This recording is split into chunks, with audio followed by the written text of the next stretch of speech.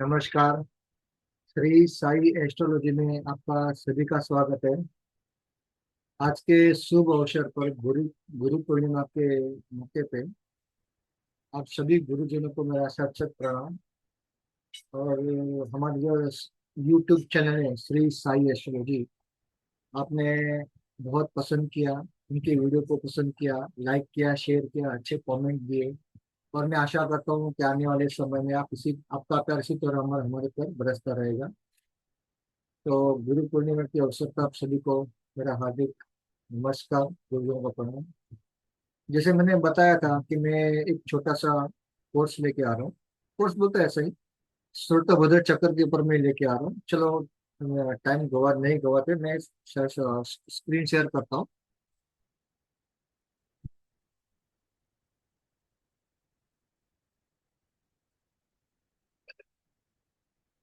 यहाँ पे श्रोतभद्र चक्र में आप बहुत कुछ प्रेडिक्ट कर सकते हैं। बहुत कुछ आपको सिर्फ समझना है। आपको थोड़ा बेसिक नॉलेज, थोड़ी बहुत अंडरस्टैंडिंग, थोड़ी बहुत प्रैक्टिस और करोगे तो आप बहुत कुछ इसमें प्रेडिक्ट कर सकते हो। मुंडेन लेवल पे, शेयर मार्केट के ऊपर, पर्सनल हॉरोस्कोप के ऊपर भी आप बहुत कुछ इसमें प्रेडिक्ट कर सकते हो। आपको थोड़ा बहुत प्रैक्टिस करना पड़ेगा, थोड़ा बहुत बेसिक नॉलेज को रिफ्रेश करना पड़ेगा। तो भद्र चक्र तो शुरुआत करते हैं। यहाँ पे आपको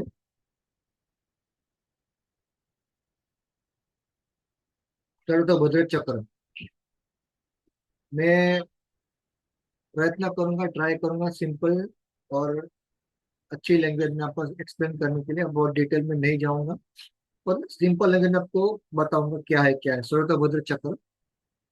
ठीक है। देखिए, श्रोत्रभद्र चक्र में तीन तरह का है। मैं शॉर्ट फॉर्म यूज करूंगा एसबीसी। जो श्रोत्रभद्र चक्र है वो तीन तरह के होते हैं: खंड, अखंड और उभयात्मक। जो पहला वाला है खंड, वो उसमें 64 टाइप के डिविजन्स होते हैं। सेकंड वाला है जो अखंड है, वो 81 डिवीजन है। और जो तीसरा वाला है उभयात्मक, उसमें 144 टाइप के डिवीजन होते हैं। ठीक है। जैसे मैंने आपको बताया, श्वेतभद्र चक्र तीन तरह के होते हैं: खंड, अखंड और उभयात्मक। और उसमें तरह तरह के डिवीजन होते हैं: 64, 81, 144, 144। ठीक है। अभी आप सोचोगे तीन तरह के हैं तो हम किस तरह से इसमें डिफ्रेंशिएट करें, तो मैंने आपको यहाँ पे बताया हुआ है सेकंड चीज दूसरी स्लाइड में। इसमें श्वेतभद्र चक्र किसके लिए इस्तेमाल होता है, किसके लिए हम उसमें उसको यूज कर सकते हैं। तो जैसे मैंने यहाँ पे लिखा हुआ है कि पर्सन का जो इंडिविजुअल प्रॉब्लम रहता है उसके लिए आप यूज कर सकते हो, नेशनल प्रॉब्लम्स के लिए, मुहूर्त के लिए भी आप यूज कर सकते हो, ऑस्पिशियस टाइम, शुभ अशुभ, होरारी एस्ट्रोलॉजी जो प्रश्न शास्त्र है उसके लिए आप इस्तेमाल कर सकते हो। बिजनेस फोरकास्टिंग यानी कि आप अपने व्यापार को लेकर जो अप्स एंड डाउन है वो भी देख सकते हो। शेयर मार्केट के लिए भी प्राइस का जो फ्लक्चुएशन है, प्राइस यानी कि जो भाव वगैरह है, उसके ऊपर जो उतार चढ़ाव होते हैं शेयर मार्केट में, उसमें वो भी आप इसमें देख सकते हो। और खास करके जो बिजनेस है उसमें आपको पता चलेगा। बढ़ते नेक्स्ट स्लाइड स्लाइड पे। मेरे पीछे ये जो मैंने जो चित्र लगाया हुआ है वो साइना एस्ट्रोलॉजी का सर्कुलर चार्ट है। हम निर्णय शास्त्र में चौरस रेक्टेंगल चार्ट यूज करते हैं। जो पीछे आप मेरे बैकग्राउंड में देख रहे हो वो साइना एस्ट्रोलॉजी का चार्ट है, सर्कुलर टाइप में। ठीक है। चलो बढ़ते हैं। अभी इसमें ये स्लाइड में मैंने लिखा है what we use in SBC. तो हम एसबीसी में क्या इस्तेमाल करते हैं, प्रेडिक्शन तो मैंने बोल दिया कि भाई हमको प्रेडिक्शन करता है, पर करना है तो क्या क्या इसमें इस्तेमाल करेंगे। तो सबसे पहले लेवल पे नक्षत्र आएगा यहाँ पे। तो वो यहाँ पे जनरली 27 नक्षत्र होते हैं, तो इसमें 28वां जो नक्षत्र है, अभिजीत, उसको भी इसमें इस्तेमाल किया गया है। वो पर्टिकुलर मुहूर्त में भी इस्तेमाल होता है। ठीक है। दूसरा जो फैक्टर है वो जोडियक यानी कि जो राशियां है, और जो जन्म राशि, 12 की 12 राशियां, मेष राशि से लेके मीन राशि तक, एरिस से लेके पाइसिस तक। जो तीसरा फैक्टर है वो तिथि है, प्लस दिन यानी कि जो वार है।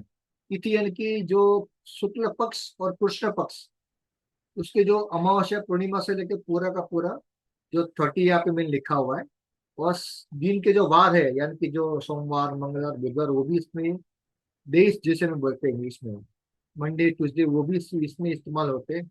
वॉवल्स यानी कि स्वर, और आ ई ई वो भी इसमें इस्तेमाल होता है। और कॉन्सोनेंट यानी कि व्यंजन, इसमें वो भी इस्तेमाल होते हैं। तो 5 फैक्टर में यहाँ पे इसमें प्रिडिक्शन के लिए यूज इस्तेमाल होते हैं एसबीसी में। बढ़ते नेक्स्ट स्लाइड में। अभी देखिए, ये शरद चक्र की शुरुआत हो गई है। यहाँ से आगे आने वाली हर एक स्लाइड में आपको अलग अलग फैक्टर आपको मिलेगा। मैं आपको शॉर्ट में अभी इस्तेमाल शॉर्ट में समझाऊंगा, बाद में नेक्स्ट जो सेकंड पार्ट आएगा उसमें थोड़ा बहुत डिटेल में बताऊंगा। इसमें जो पहला जो है तारक चक्र, इसको धारक धारक कुंडली भी बोलते हैं एसबीसी में। भाई, तारक चक्र से आप सब लोग फेमिलियर है। तारक चक्र यानी कि तारक चक्र में जो होता है, नौ नौ तरह की तारा: जन्म, संपद, विपद, क्षेम, प्रत्यरि, साधक, वध, मित्र और अधिमित्र। अब बहुत लोग बोलेंगे भाई तारक चक्र क्या है। तो हमारा जो जन्मकालीन चंद्रमा है, वो किसी न किसी नक्षत्र में रहता है। अश्विनी नक्षत्र लेकर रेवती तक। तो उसी जो पहला जो वाला जन्म है, उसको जन्म का जो चंद्रमा है, जैसे जन्मकालीन चंद्रमा हमारे अश्विनी अश्विनी नक्षत्र में है, तो जो पहला फैक्टर है जन्म, तो वहां पे हम अश्विनी लिखेंगे। बाद में जो संपद लिखा है वहां पे भरनी लिखेंगे। इसी तरह काउंट 9 तक लेके जाएंगे। आपका नक्षत्र कौन सा भी हो सकता है, खाली आपको ऑर्डर में मेंटेन करना है, आपका जन्मकालीन चंद्रमा कौन से नक्षत्र में है। ठीक है, तो यहाँ पे मैं ज्यादा डिटेल में नहीं जाऊंगा। अब ये सोचो कि जो तीसरा, पांचवा और सातवां इसमें रेड रेड वाला लिखा हो, उसका क्या मतलब, कि इसमें ऐसा है, जो तीसरा है विपत, पांचवा प्रत्यय और सातवां वध है, वो थोड़ी बहुत डिफिकल्टी, ऑब्स्टेकल्स, थोड़ी बहुत मेहनत और थोड़ा बहुत इनऑस्पिशियस वाले तारक चक्र तारा है। बाद में हम डिस्कस करेंगे इसको डिटेल में। आगे बढ़ते हैं। यहाँ पे और एक फैक्टर आता है, इसमें एक पर्टिकुलर बिंदु इस्तेमाल होते हैं सौरभ चक्र में। जो पहला वाला है सूर्यास्त नक्षत्र बिंदु, सेकंड है चंद्रास्त नक्षत्र बिंदु, और तीसरा है नाड़ी। नाड़ी मैंने यहाँ पे बताया हुआ है। सूर्यास्त नक्षत्र बिंदु 8 प्रकार के होते हैं, चंद्रास्त नक्षत्र बिंदु 8 प्रकार के होते हैं, और नाड़ी 7 प्रकार की होती है। यहाँ पे छोटा सा मैं डिटेल बताऊंगा। सूर्यास्त नक्षत्र बिंदु तो आप समझे ही होंगे। हमारा काल पुरुष कुंड का जो 5वां भाव है, जिससे हम पूर्व पुण्य, पास्ट लाइफ वगैरह देते देखते हैं, तो ये ऐसे बिंदु है जिसको हम कोई भी एफर्ट्स या कोई किसी भी तरह के प्रयत्न से हम उसको, इसकी जो फल है, उसकी जो फ्रूट्स है, हम बदल नहीं सकते, हमको भुगतना ही पड़ता है जब ये एक्टिवेशन में होता है, किसी भी साल में। सेकंड वाला है चंद्रता नक्षत्र बिंदु। इसमें ऐसा है कि आप इसमें आप योजना बना के, प्लानिंग करके, जब भी आपको पता चलेगा भाई ये बिंदु मेरा ये साल में एक्टिवेशन में है, जो मेरी कुंडली के मुताबिक, हॉरोस्कोप के मुताबिक थोड़ा बहुत डिफिकल्टी वाला पीरियड है, डिफिकल्ट दे सकता है, तकलीफ दे सकता है, तो आप पहले ही, वो साल आने के पहले ही आप प्लानिंग कर सकते हो। उसमें आप थोड़ा बहुत सुधार कर सकते हो, तो उसकी जो मात्रा है आप थोड़ा बहुत उसको कम कर सकते हो, तो उसमें थोड़ा बहुत आपको अच्छा, तो उसमें उसमें राहत मिलेगा, आपको अच्छा मिलेगा। और नाड़ी, नाड़ी में भी ऐसा है कि 7 प्रकार की नाड़ी है, तो आगे चल के मैं बताऊंगा। बढ़ते हैं हम नेक्स्ट स्लाइड पे। ये छोटा सा इंट्रोडक्शन है, पार्ट 1 है। अभी सूर्यता नक्षत्र बिंदु जैसे मैंने आपको बताया 8 प्रकार के हैं। तो देखो इसमें 8 प्रकार का मैंने नाम लिखा हुआ है। पहला वाला है विदुन्मुख, उसके जो स्वामी है वो सूर्य है। शूल यानी चंद्रमा है। सन्निपात, उसके जो स्वामी है मार्स यानी कि मंगल है। केतु, इनके जो स्वामी है मरकुरी यानी कि बुध। उल्का, उनके जो स्वामी है गुरु जुपिटर। कंप, यानी कि उसके जो स्वामी है सैटर्न शनि महाराज। सातवां जो बिंदु है वृज, उसका जो स्वामी है वीनस यानी कि शुक्र महाराज। और आखिर लास्ट में जो नए निर्घात यानी कि केतु, उसका स्वामी है। अभी ये जो 8 जो बिंदु है, उसके नाम से आपको पता चलेगा, बिंदु, विदुन्मुख, शूल। तो आगे मैं बताऊंगा। शूल यानी कि आपको पता है कांटा चुभना या कि सूर्य दर्द, सन्निपात या कि एक ही बात का रिपीटेशन करना।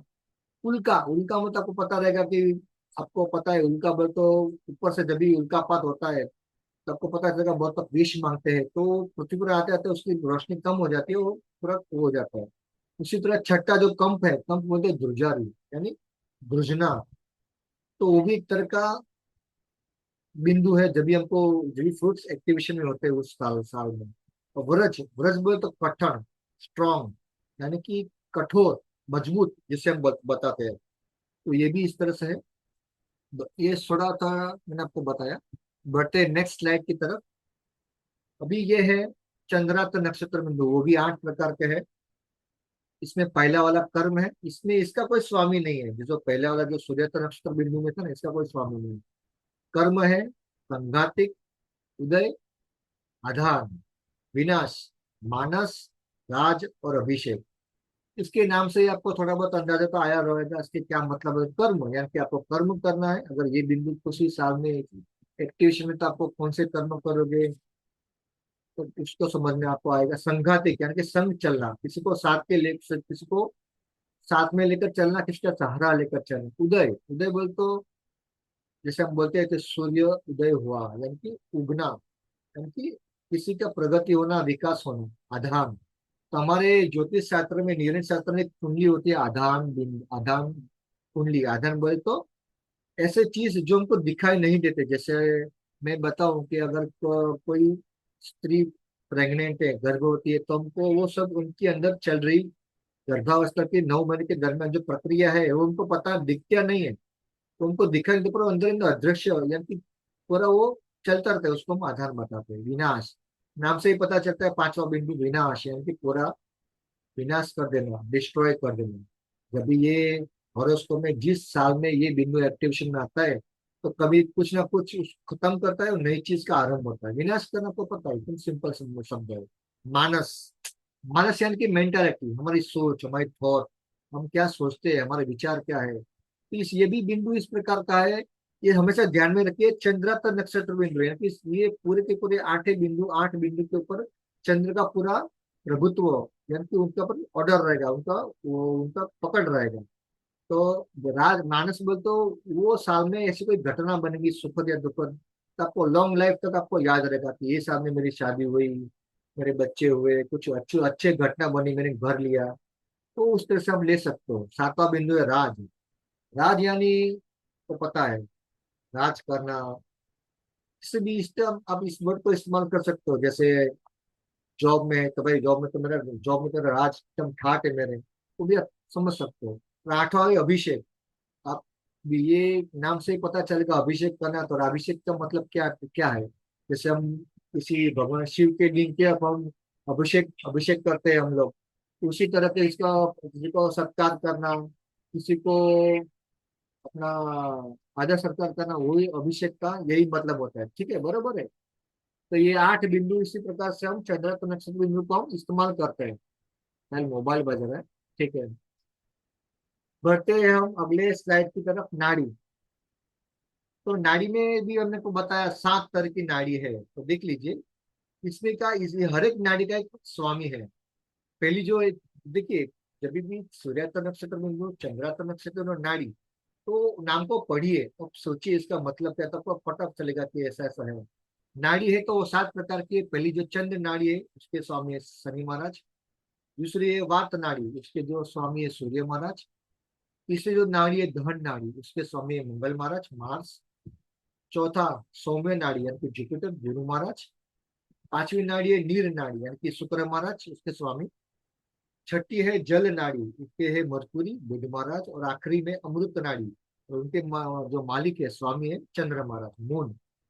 तो चंद्र नाड़ी, तो चंड का मतलब क्या होता है, में रहेगा, पढ़ा रहेगा चंडिका, चंड देवी, चंडिका, वो उसी प्रकार का है। वात नाड़ी यानी कि वायु। दहन, दहन में तो किसी चीज को दाहक, दाहक बोलते कि बहुत गर्मा, एकदम ज्वलनशील, एकदम गर्म हुआ पदार्थ, उस ये होता है। सौम्य यानी कि, सौम्य बोलता हो भाई एकदम शांत, धीर, गंभीर, ऐसा उसका मतलब होता है। नीर, नीर यानी कि पानी। तो वो पानी का वो बहता हुआ जो पानी होता है उसको नीर बताते हैं, जल नाड़ी। जल बोले तो वो भी पानी है पर वो ठहरा हुआ पानी। तो अमृत नाड़ी, अमृत को तो आपको पता है, अमृत बोले तो पता है कि जब भी अमृत मंथन हुआ था तभी देवो देव और राक्षस राक्षसों ने जो अमृत मंथन किया उसमें अमृत अमृत का घड़ा निकला था। तो उसी तरह ये अमृत नाड़ी का भी यही मीनिंग है। ऑस्पिशियस है, ऑस्पिशियस है, शुभ है। उसके नाम से ही पता चलेगा, जब भी जिस साल में ये नाड़ी एक्टिवेशन में रहेगा तो आपको बहुत अच्छा फल मिलेगा। और चलते हम अगले, इसके अंदर चंद्र नाड़ी। ठीक है, यहाँ पे कैसा है, मैंने ये चीज मैंने यहाँ पे बताई हुई है यहाँ पे कि हर एक नाड़ी के, मैंने आपको स्वामी बताए उसी तरह के हर एक नाड़ी के नक्षत्र होते हैं। जैसे चंद्र नाड़ी है, तो चंद्र नाड़ी 3 नक्षत्र में विभाजित है, साथ में राशि। अगर नक्षत्र है तो साथ में राशि भी आएगी, बराबर। तो देखिए चंद्र नाड़ी के अंदर जो 3 नक्षत्र है, चंद्र सॉरी 3 नहीं 4 नक्षत्र है, भरणी, कृतिका, विशाखा और अनुराधा। और आपको पता है कि राशि भी उसी तरह डिवाइड होगी। भरणी नक्षत्र है तो वो मेष राशि में आएगी, पर जो कृतिका नक्षत्र जो सूर्य महाराज का नक्षत्र है वो 2 राशि में विभाजित है, मेष राशि एरिस और टॉरस यानी कि वृषभ राशि में। उसी तरह विशाखा, अनुराधा, अनुराधा अनुराधा खाली स्कॉर्पियो में आता है। और विशाखा जो गुरु महाराज का नक्षत्र है वो भी तुला और वृश्चिक राशि में आता है। और तीसरा जो है देव, तो यहाँ पे मैंने ये देव मैंने नाड़ी के जो नक्षत्र है उस हिसाब से मैंने लिया हुआ है। तो जो भरणी नक्षत्र है उसके जो देव है यानी डेटी यम महाराज है। कृतिका के जो अग्नि है, विशाखा के इंद्राग्नि है। और अनुराधा नक्षत्र जो है उसकी जो डेटी है यानी कि देवी देवता वो मित्र है। तो आप इतना समझ के चलिए, जो चंड नाड़ी है वो शनि महाराज के अधीन में आती है। और उसमें जो नक्षत्र और राशि है वो मैंने आपको यहाँ पे बताया। और हर एक नक्षत्र पे जो देव है वो भी मैंने आपको बताया हुआ है। इसी तरह हर एक नाड़ी के नक्षत्र है, राशि और देव है। आगे बढ़ते हैं, ये पहली नाड़ी थी। ठीक है, सेकंड नाड़ी के अंदर चलते हैं, वात नाड़ी। इनके जो स्वामी है सूर्य महाराज। इसके अंदर जो नक्षत्र है अश्विनी, रोहिणी, स्वाति और ज्येष्ठा। और राशि तो आपको पता ही है नक्षत्र के मुताबिक, मेष राशि, वृषभ, तुला और स्कॉर्पियो। और उनकी जो डेटीज है यानी कि देवी देवता, अश्विनी की जो अश्विनी कुमार है, रोहिणी के ब्रह्मा है, और स्वाति के वायु और ज्येष्ठा के इंद्र। ठीक है, तो इसी तरह ये। और यहाँ पे मैंने एक चीज मैंने यहाँ पे देखा है, यहाँ पे मैंने एक चीज धन नाड़ी, देव देव भी लिखा है, राशि भी लिखा है, नक्षत्र भी लिखा है, बराबर। नक्षत्र, राशि और देव, मेरे को लगा कुछ छूट तो नहीं गया ये स्लाइड बनाने में, बराबर है। अभी ये एक मिनट, ठीक है, मैं थोड़ा पीछे जाता हूँ, मैं थोड़ा आगे आ गया।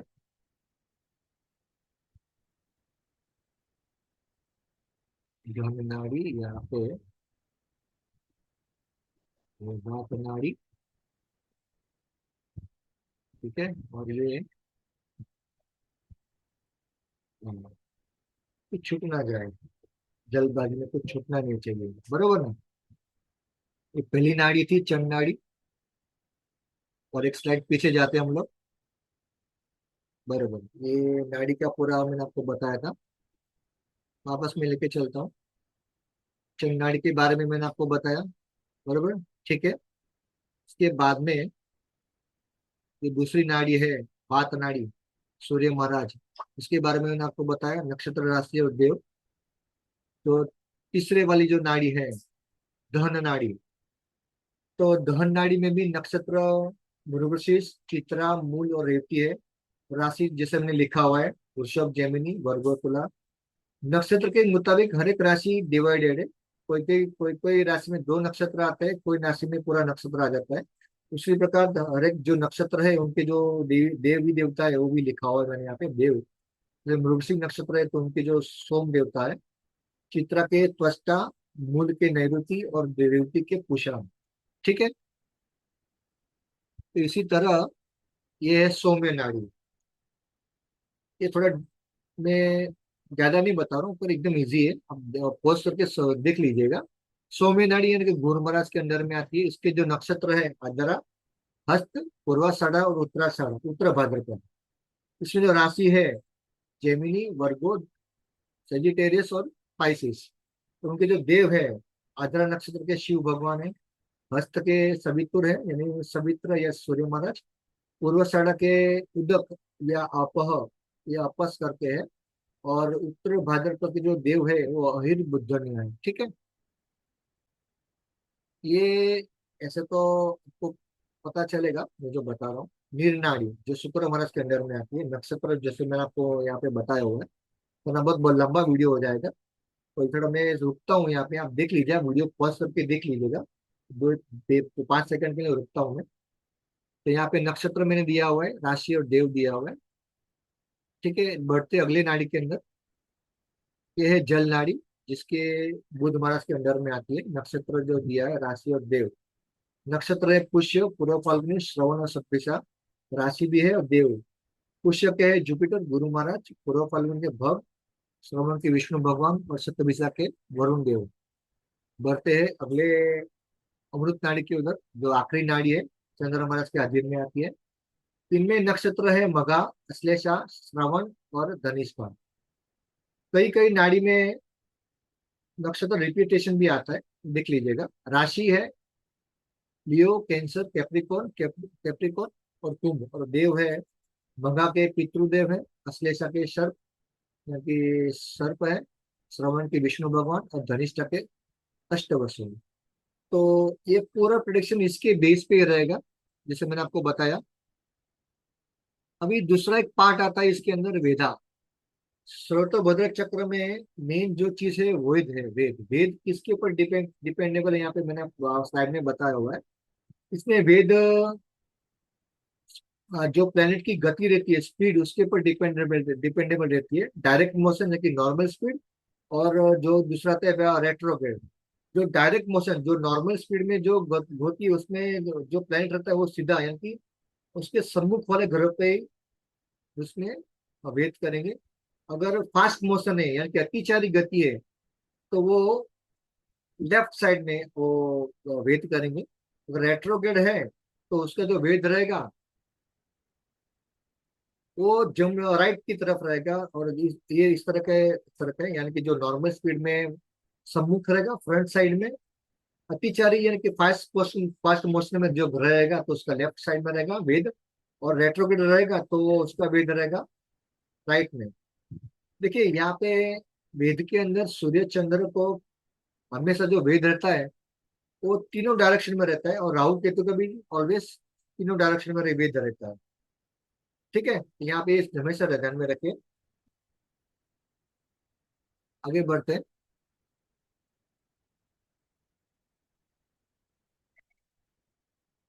जैसे मैंने आपको बताया कि सूर्य चंद्र और राहु केतु जो वेद रहता है, जो वेद होता है यहाँ पे, राइट, लेफ्ट और फ्रंट तीनों डायरेक्शन में रहता है।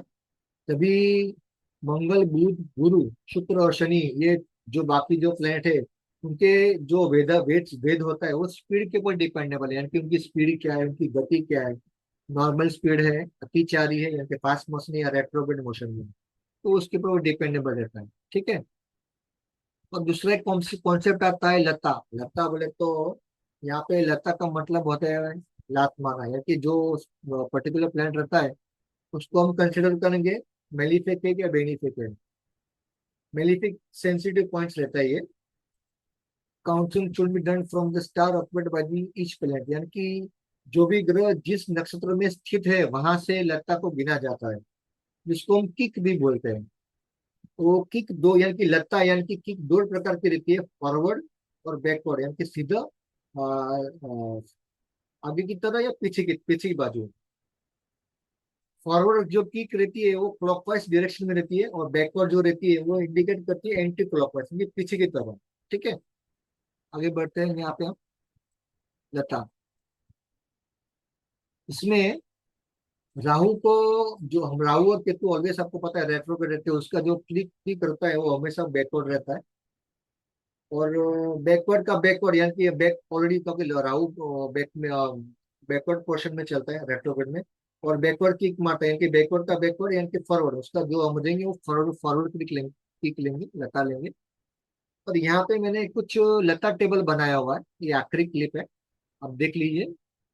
मैं पढ़ूंगा नहीं आपको, आप वीडियो पॉज करके इसका प्रिंट आउट ले लीजिएगा। ये मैंने लता लता टेबल बनाया हुआ है कि समझो सूर्य है, तो सूर्य जिस नक्षत्र में होगा उससे 12th फ्रॉम सन स्टार, यानी कि समझो सूर्य अश्विनी नक्षत्र में है, तो जो अश्विनी नक्षत्र जो है उसका 12वां, 12th फ्रॉम सन स्टार, यानी कि सूर्य 12वां नक्षत्र कौन सा हो जाएगा, वो काउंटिंग करके आप उसमें आपको पता चलेगा, उसका जो रिजल्ट है वो भी लिखा हुआ है। और लता का क्या, वो उसमें समझो वो कौन से स्टार में पड़ता है वो भी यहाँ पे बताया हुआ है। तो वीडियो पॉज करके आप जरूर पढ़ लीजिए, आपको पता चल जाएगा, पूरा टेबल मैंने बहुत अच्छी तरह से बनाया हुआ है। तो वीडियो पॉज कीजिए और ये पढ़िए इसमें क्या लिखा है। जैसे ये 7वें में शुक्र महाराज है, तो उसका जो लता है 5th फ्रॉम विनस स्टार, यानी कि समझो शुक्र महाराज अश्विनी नक्षत्र में स्थित है। 5th फ्रॉम विनस यानी कि अश्विनी नक्षत्र से 5वां जो स्टार है, यानी कि अश्विनी भरणी कृतिका रोहिणी मृगशीर्ष, यानी कि मृगशीर्ष नक्षत्र में उनका बैकवर्ड किक लगेगा। और सेटबैक रिजल्ट क्या आएगा, सेटबैक, तो उसको दूसरा फाइनल रिजल्ट क्या है, लॉस ऑफ रिलेटिव, यानी कि sex disease, loss of wife, ये सब उसका रिजल्ट है। इस तरह से आपको कंसिडरेशन में लेना है। जैसे मून है 5वां, चंद्रमा महाराज 12th फ्रॉम मून स्टार, समझो चंद्रमा आपका अश्विनी नक्षत्र में बैठा हुआ है। जन्मकालीन जन्मकालीन में बात कर रहा हूँ, आपका जन्मकालीन प्लान कौन से नक्षत्र में, वहां से आपको लता का कंसिडरेशन करना पड़ेगा। जैसे जन्मकालीन चंद्रमा आपके अश्विनी नक्षत्र में, तो 22वां नक्षत्र कौन सा हो जाएगा, 9 9 का 2 सेट, यानी कि 18 हो गया, 19 20, यानी कि ये मंगल का नक्षत्र होगा, वो भी बैकवर्ड में आएगा, तो उसका डेंजर होगा जो फर्स्ट फुट्स लिखा हुआ है। तो आशा करता हूँ ये वीडियो आपको जरूर पसंद आएगा। मैं यहाँ पे स्क्रीन स्टॉप करता हूँ। तो बहुत थोड़ा बहुत स्पीड में मैंने आपको बताया, क्योंकि वीडियो बहुत लंबा हो जाएगा। तो ये पार्ट 1 है। तो आप मुझे जरूर बताइए ये वीडियो आपको कैसा लगा। जरूर आप आराम से ध्यान से 2 3 बार देखिए, तो समझिए जो जो मैंने फैक्टर्स बताए हुए, मैंने बहुत मेहनत करके पीपीटी बनाई हुई है, उसमें समझिए क्या क्या है। तो जो नेक्स्ट सेकंड पार्ट में लेके आऊंगा, थोड़ा बहुत डिटेल उसमें आपको बताऊंगा। तो मुझे जरूर बताइए कमेंट में आपको ये वीडियो कैसा लगा। तो मिलते हैं अगली वीडियो में। और मेरे जो ये वीडियो आपको पसंद आया तो जरूर आप ये तो वीडियो को शेयर कीजिए, लाइक कीजिए। और जो बिगिनर से शेयर करने के लिए इसलिए बोल रहा हूँ कि बहुत लोगों को अच्छा प्लेटफॉर्म मतलब यूट्यूब चैनल नहीं मिलता। अगर कोई शेयर करने वो करते हो आपको, उसको ये थोड़ा बहुत उसको मदद मिल जाएगी। तो मिलते हैं अगली वीडियो में। नमस्कार।